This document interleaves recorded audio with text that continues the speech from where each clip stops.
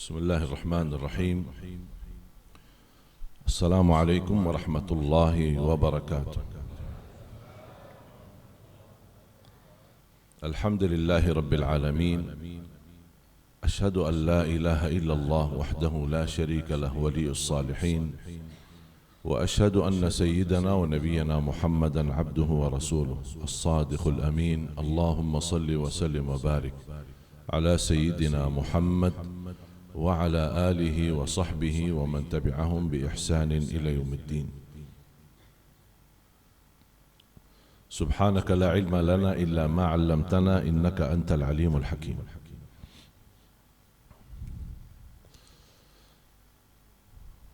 Para habaib yang saya cintai, para alim ulama, para kiai, para asatiz, wabil khusus ketua Yayasan Masjid Al-Muhajirin dan semua keluarga besar pengurus,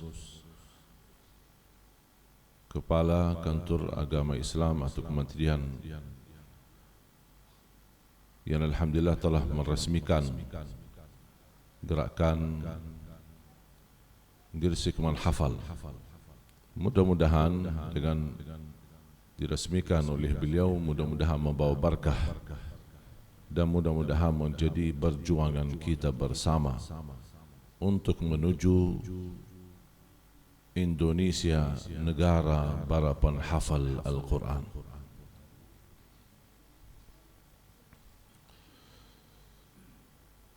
Alhamdulillah, syukurillah.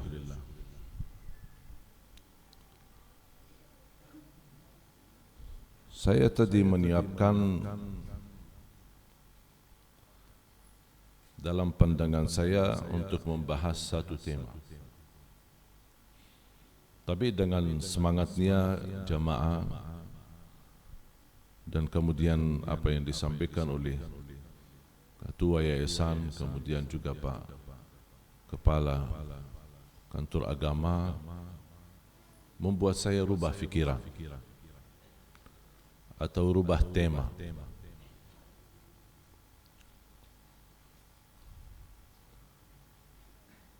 Saya ingin melalui apa yang saya sampaikan membangun kesadaran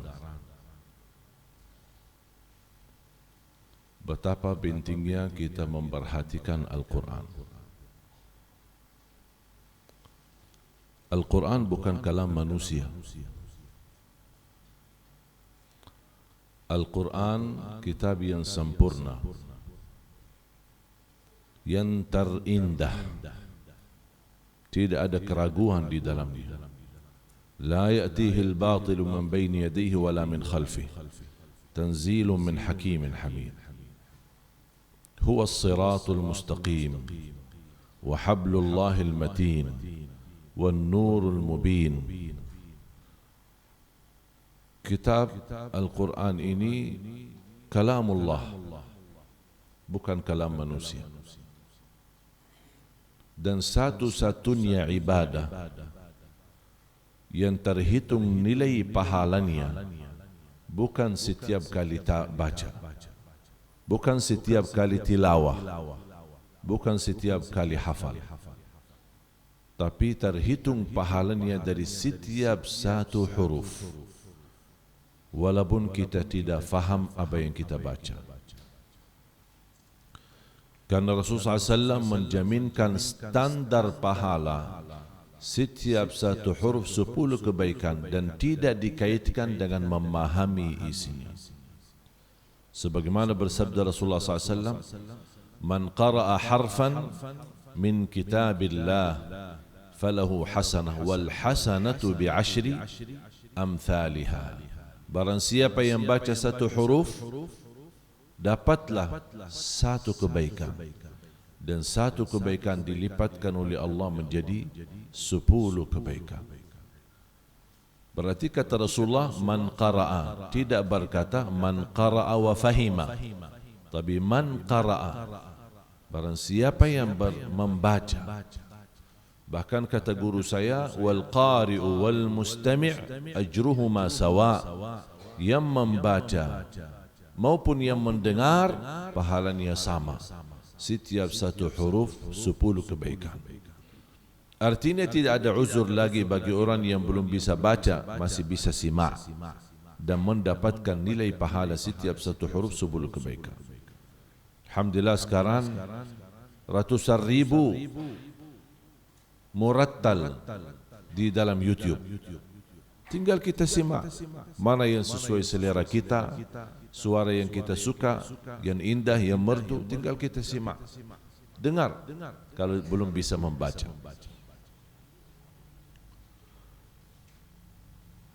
Dalam program kami mencetak 1 juta penghafal Al-Quran untuk Indonesia. Sebagaimana Indonesia dikenal negara terbesar penduduk Islam di dunia, insya-Allah tunggu tidak lama lagi Indonesia akan dikenal negara terbesar sedunia para penghafal Al-Quran. Walaupun isu-isu orang berkata Al-Quran itu adalah melahirkan pipit radikal. Tidak usah fikirin. Masukin dari sini, keluarkan dari sini. Tidak usah difikirkan. Kalau yang berkata begitu ahlul Quran, orang yang faham Al-Quran, berakhlak-akhlakul Quran, saya bisa berdebat, saya bisa sampaikan. Tapi kalau yang menyampaikan itu bukan ahlul Quran, Al-Fatihah aja belum tentu dia bisa baca dengan benar. Buat apa berdebat? Dan saya semangat dan bangkit memperjuangkan Al-Quran, membuktikan Al-Quran mengajarkan akhlak yang mulia. Al-Quran rahmatan lil alamin. Al-Quran adalah membawa keadilan. Al-Quran membawa keselamatan. Al-Quran membawa kedamaian. Al-Quran membawa keberkahan. Al-Quran membawa kebahagiaan dunia sampai akhirat.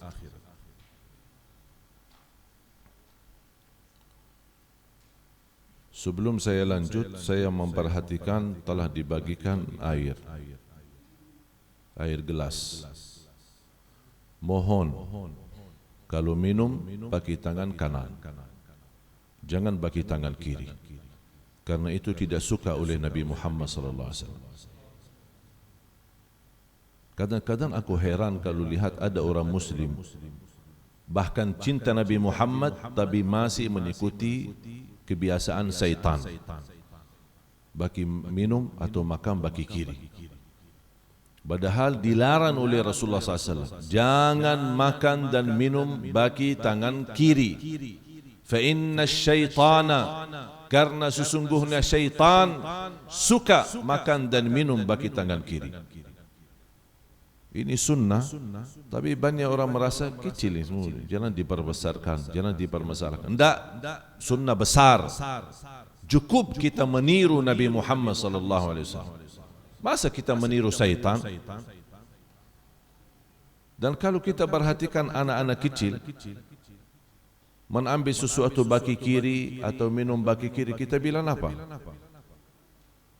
Mana tangan yang bagus? Mana tangan yang baik? Kita langsung tegur.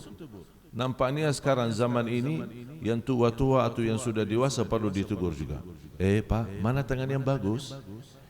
Mana tangan yang baik? Karena mohon maaf, kenapa jadi kebiasaan itu? Mohon diperhatikan, karena kita ingin dapat berkahnya dan syafaat Nabi Muhammad SAW. Dan meniru akhlak Nabi SAW mulai dari hal kecil itu yang kita anggap kecil. Dan menurut saya tidak ada yang kecil kalau kita niatkan meniru Nabi Muhammad SAW. Sangat saya selalu perhatikan sama istri saya, sama anak saya, sama siapapun di depan saya, pendamping, supir yang bawa kita kemana-mana, selalu saya ingatkan.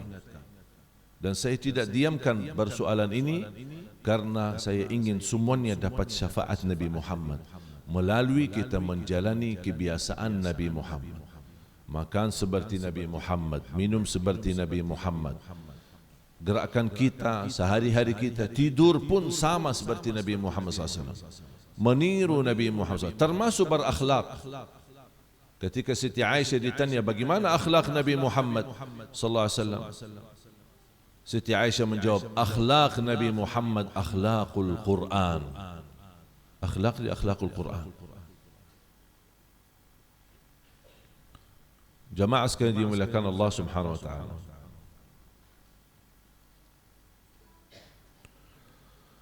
Menghafal Al-Quran itu sebenarnya sangat mudah. Dan alhamdulillah program 1 juta menghafal Al-Quran sudah jalan. Dan alhamdulillah sudah terlahir ratusan para penghafal Al-Quran. Memang jaraknya masih panjang, perjuangan masih panjang. Tapi saya yakin dan percaya akan terwujud. Sejauh manapun jarak kejauhannya cita-cita, kalau kita berlangkah pasti akan sampai. Sedekat apapun cita-cita, kalau tidak berlangkah tidak bakal sampai. Makanya terus bekerja keras dan selalu saya berdoa, ya Allah, aku mohon jangan cabut nyawa saya sampai terwujud dan menjadi kenyataan 1 juta penghafal Al-Quran untuk Indonesia. Itu aja selalu doa saya. Selalu saya titip kepada orang tua saya, doakan itu doanya. Jangan cabut nyawa saya sampai terwujud 1 juta penghafal Al-Quran. Apalagi kemarin habis dapat musibah ditusuk, saya tingkatkan lagi doanya. Saya bilang, ya Allah, jangan dulu ya Allah. Tak boleh saya mati dulu ya Allah. Jangan. Biarpun ditusuk berkali-kali, ya Allah jangan mati. Tak boleh. Sampai selesai tugas. Kalau sudah selesai tugas, ya Allah, tak apa-apa cabut nyawaku ya Allah. Itu doa saya. Makanya saya tidak pernah merasa batas semangat. Dapat musibah, tak apa-apa, jalan. Karena saya melihat orang munafik, ahlul batil, yang membawa kebatilan bekerja keras. Mereka bekerja keras, menghabiskan tenaga, menghabiskan ilmunya, menghabiskan pemikirannya, menghabiskan waktu, menghabiskan harta untuk menghancurkan Islam dan umat Islam. Kita tidak boleh kalah sama orang munafik. Kita juga harus bekerja keras, menghabiskan waktu, menghabiskan tenaga, menghabiskan pemikiran kita, ilmu kita, ide-ide kita yang baik untuk Al-Quran, bahkan menghabiskan harta untuk Al-Quran. Kalau niat mereka menghancurkan Islam dan umat Islam, kalau kita punya niat yang mulia, kita tidak ada niat menghancurkan mereka, tapi kita niatnya untuk membangkitkan Al-Quran dan akhlak Nabi Muhammad sallallahu alaihi wasallam. Kita harus menyebarkan rahmatan lil alamin walaupun sama musuh-musuh kita. Bapak Ibu jemaah sekalian dimuliakan Allah Subhanahu wa taala. Setiap penghafal Al-Quran di bawah binaan kami hadiahkan umrah. Sebenarnya bukan tujuan umrah. Tujuan saya, mereka bisa setor hafalan sekalian di hadapan imam besar Masjidul Haram dan Masjid Nabawi. Karena cita-cita saya, orang Indonesia penghafal Al-Quran sebagaimana diakui di tanah air, saya ingin mereka juga diakui di tanah suci. Dan alhamdulillah rata-rata dari mereka penghafal Al-Quran kembali dari tanah suci sudah membawa sertifikat ijazah dan sanad. Dan tidak ada agama yang memperhatikan ilmu sanad, ilmu ijazah selain Islam. Satu-satunya agama ada ilmu sanad dan ijazah hadis, ada ijazah fikih, ada ijazah zikir, ada ijazah maulid, ada ijazah tasbih, semuanya ada ijazahnya. Memastikan sumber belajaran ilmu itu.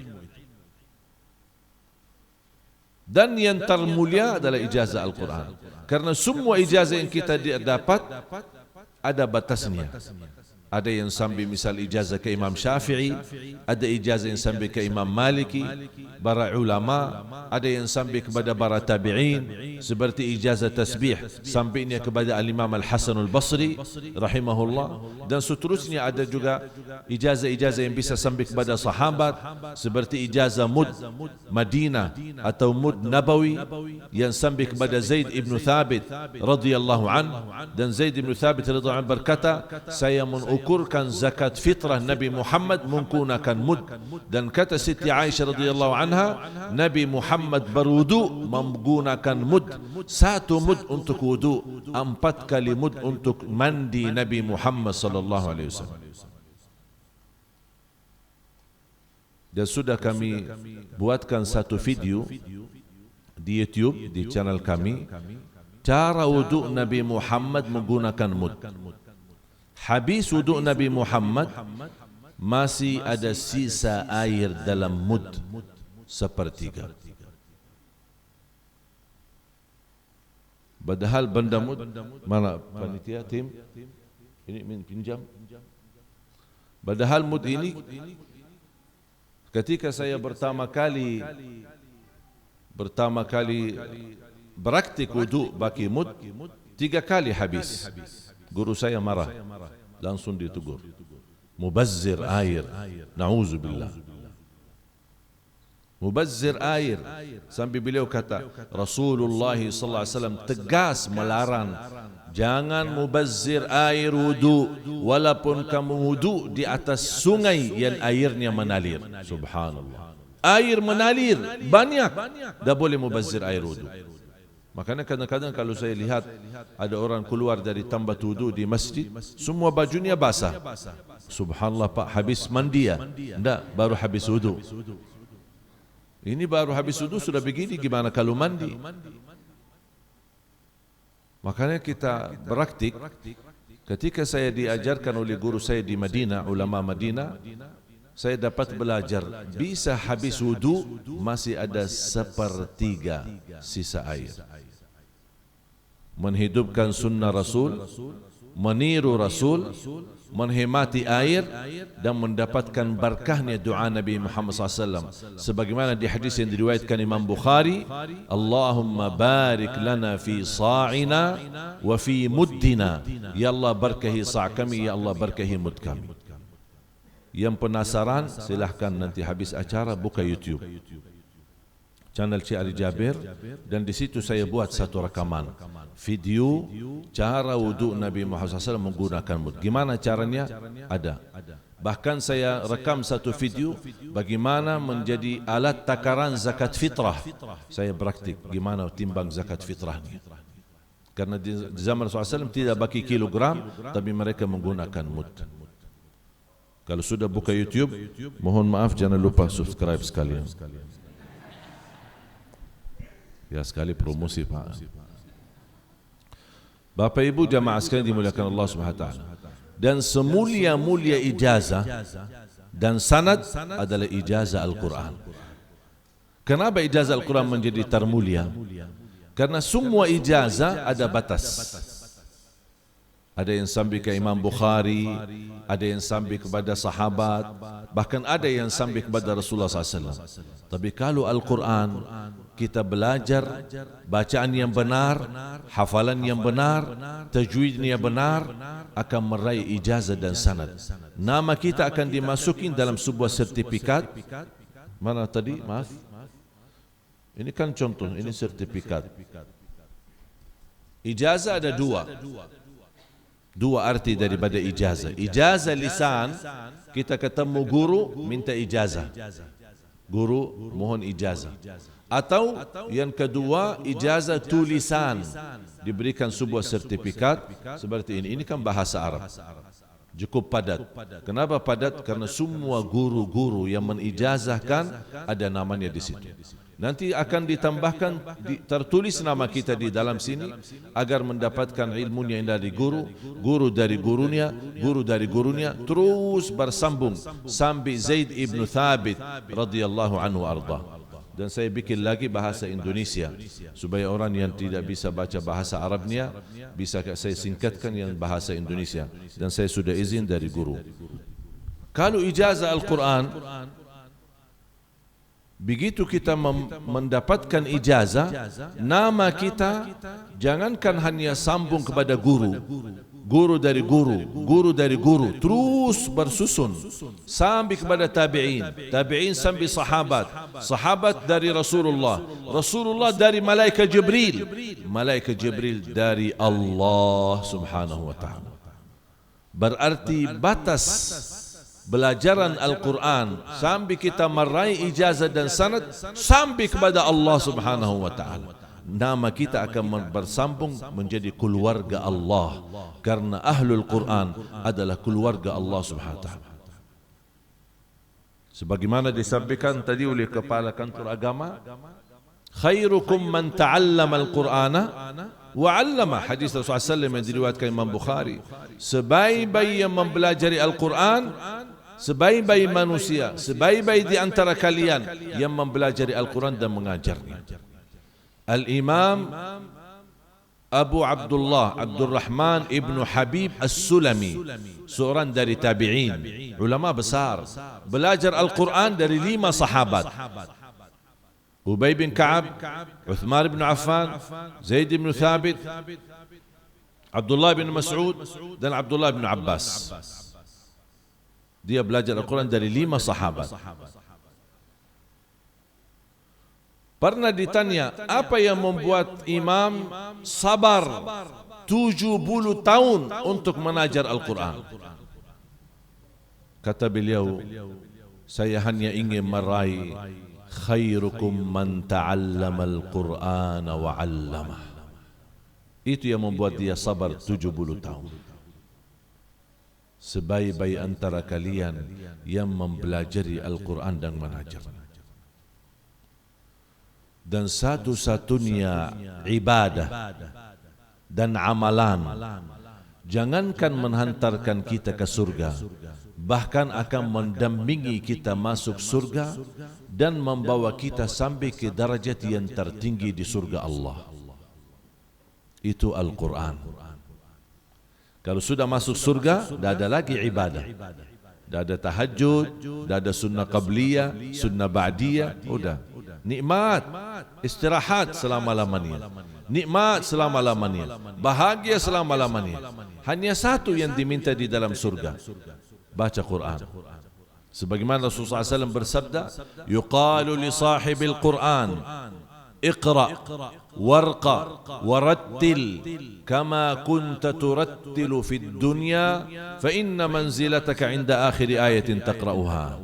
Sampai di dalam hadis ini Rasulullah kaitkan tartilmu di dalam surga sesuai tartilmu di dunia.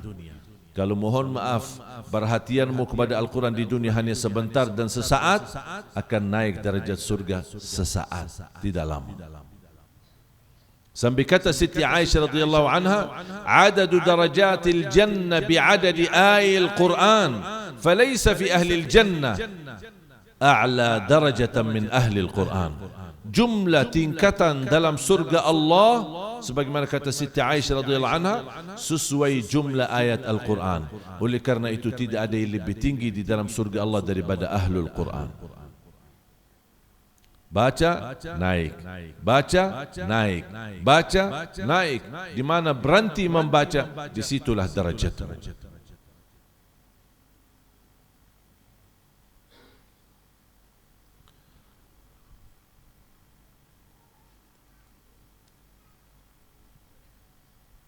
Saya ingin ajak Bapak Ibu menghayati. Ada yang bantu terjemahan? Ada satu mic lagi? Ada mic enggak?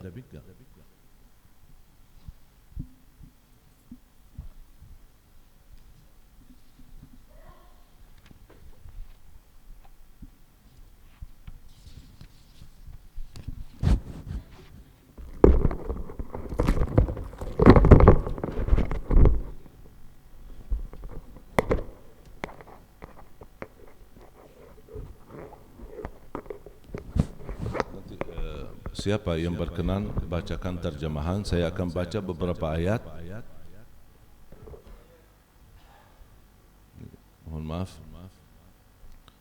di ayat surat Abasa ayat 33 sampai ayat 37.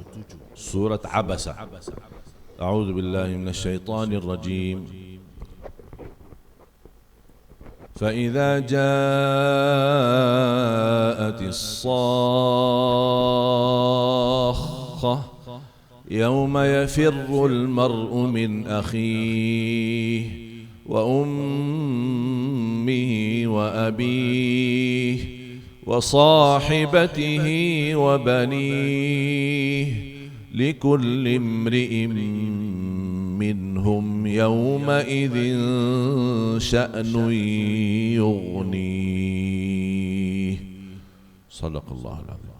Maka apabila datang suara yang memekakkan, tiupan sangkakala yang kedua, pada hari itu, itu hari kiamat.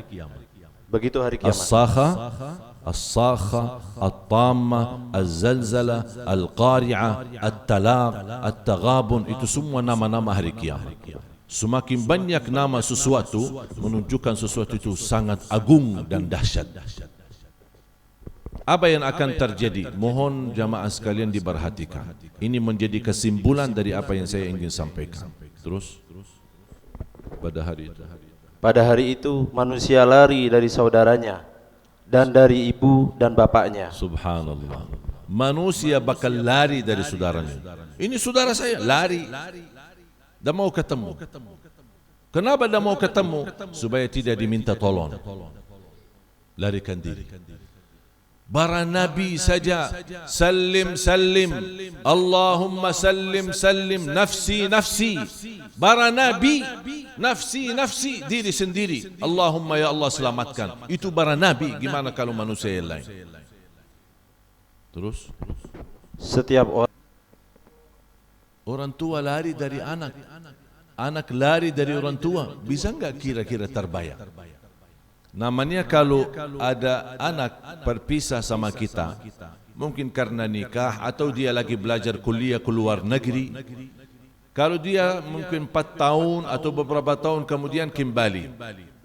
Kalau kita bertemu, rindu enggak? Kita rindu bertemu kan? Ngapain kalau dia datang kembali ke tanah air? Apakah kita kabur, lari, atau justru malah kita datang memeluk, kasih sayang, mencium tangannya, mencium kepalanya? Kita saking merindukan kedatangan anak-anak kita. Sebaliknya pun kalau orang tua kita berangkat jauh, kembali dari perjalanan yang jauh, bertemu dengan anak kita, langsung dipeluk sama keluarganya, saking merindukan. Tapi kalau di hari kiamat, posisinya beda. Semua bakal lari. Orang tua lari daripada anak, anak pun lari daripada orang tua, dan semuanya ingin selamat sendiri. Nafsi, nafsi, tidak ada yang bisa saling menolong. Semua akan mundur. Tidak ada. Istri memandang, suamiku yang selama ini saya cintai, lari suaminya. Bukan lari karena sudah cukup stres di dunia, tapi lari karena memang kondisi hari kiamat. Semua masing-masing punya kesibukan sendiri. Kullu mri'in yawma idzin sya'nu yughni. Semua manusia di saat itu mereka memiliki kesibukan diri sendiri. Karena mereka belum tahu apakah saya akan masuk dalam golongan fariqun fil jannah atau masuk dalam golongan fariqun fis sa'ir. Apakah saya masuk dalam golongan surga atau dalam golongan neraka? Makanya mereka punya kesibukan sendiri masing-masing. Sudah cukup. Tapi ada satu yang tidak melarikan diri. Satu justru mencari orang tuanya. Satu yang justru ingin membanggakan dan membahagiakan orang tuanya. Anak penghafal Al-Quran. Semua orang pada lari, tapi anak penghafal Al-Quran sedang mencari orang tuanya untuk menghadiahkan mahkota yang cahayanya lebih sinar daripada cahaya matahari. Bahagialah orang tua yang memperjuangkan anaknya penghafal Al-Quran. Termasuk orang tua yang merasa diri gagal menjadi penghafal Al-Quran. Ayo fasilitasi para penghafal Al-Quran. insya-Allah nama kita akan masuk sebagai ahli Quran. Semua orang yang terlibat, hafal, baca, ta'lim, majlis, tahsinut tilawah, bahkan mensupport dan mendukung program mereka, semuanya akan terlibat insya-Allah mendapatkan syafaatnya Al-Quran. Anak yang diberikan perhatian pendidikan yang tertinggi, jurusan pelajaran Inggris, Eropah, sampai di mana-mana, menghabiskan biaya ratusan juta, pas di hari kiamat bakal larikan diri. Anakku, sudah saya habiskan ratusan juta buat kamu, sini.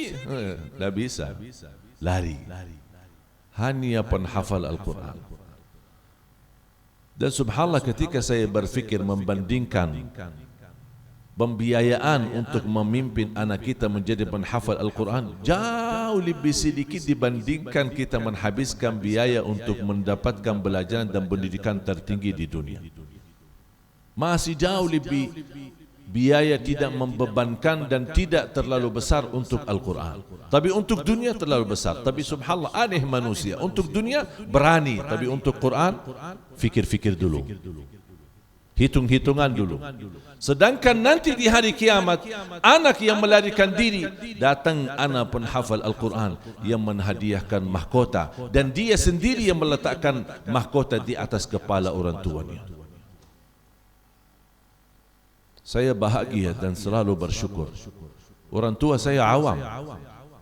Ayah ibu saya, ayah bukan ulama, bukan kiai, bukan ustaz.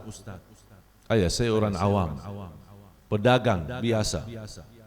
Dari subuh pergi ke pasar, pulang malam mencari nafkah dan rezeki. Sekolahannya sampai kelas 3 SD. Ibu saya sama sekali tidak pernah sekolah.